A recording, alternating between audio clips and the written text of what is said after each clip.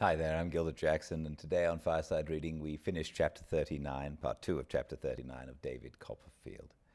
And in this part of the chapter, David is unable to get a moment free to himself in the house because of either Uriah Heep or his mother, Mrs. Heep.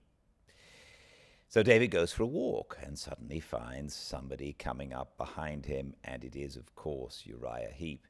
And he forces himself on David to walk with him.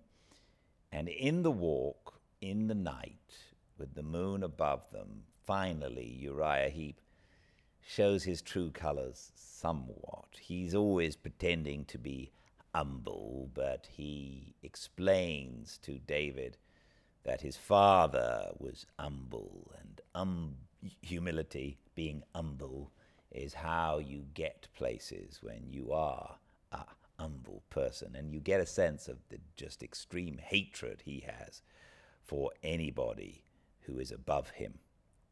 And he confesses that now he's been doing the humble bit for so long that he's got a little bit of power. And David realizes that he's going to use this power to inflict misery on others. And of course, he's already doing this with Mr. Wickfield. They finally get home, they have dinner, and after dinner, Uriah Heep manages to get Wickfield to drink. Agnes has been trying to stop him from drinking. Drinking is his weakness, clearly.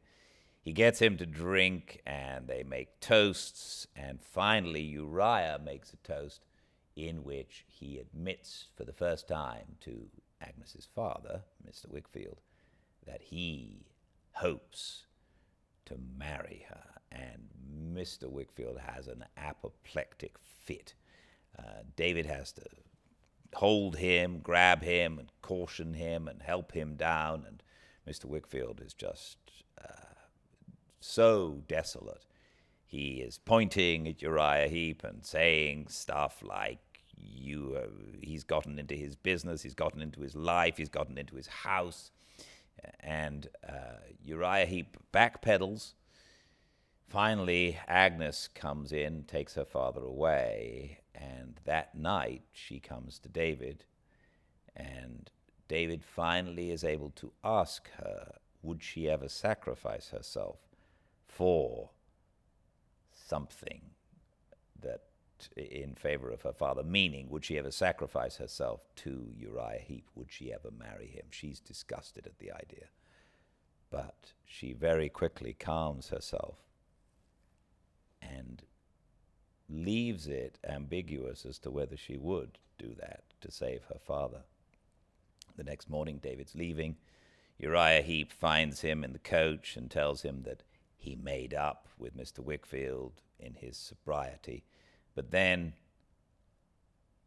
says to David that he merely tried to pluck the pear early. It wasn't ripe yet, and he will wait to pluck the pear, meaning Agnes, when he's ready. And then as David drives away, Uriah Heep made motions with his mouth as if the pear were ripe already, and he was smacking his lips over it. Yuck. It's a wonderful book. Join us. We read every day, 5 Pacific, live at Fireside Reading on Instagram, and all the chapters are uploaded to the YouTube channel Fireside Reading. Come along and listen with us.